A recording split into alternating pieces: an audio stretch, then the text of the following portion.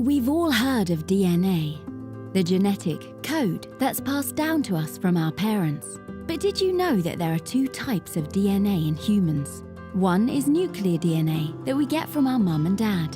But there's a second kind, mitochondrial DNA, that we only get from mum. These two types of DNA are like a computer. Nuclear DNA is the hardware. It determines the color of our hair or eyes or how tall we are. Mitochondrial DNA is like the software. It powers the hardware and produces energy.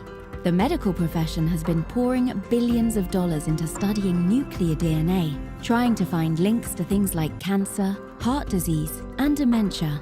But it hasn't worked. Modern diseases are on the rise and growing exponentially.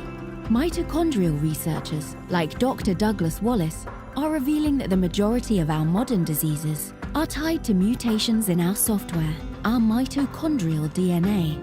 It turns out mitochondria are the most concentrated in our brain and heart tissues, the exact locations where a majority of modern neurological and cardiovascular diseases are occurring. Is it just a coincidence that our mitochondria are being damaged due to our modern way of life? Could our daily exposures to Wi-Fi, mobile phone radiation, and electromagnetic fields be a catalyst in the disease equation? Recent scientific studies are confirming decades of past research that man-made EMFs are wreaking havoc on human biology.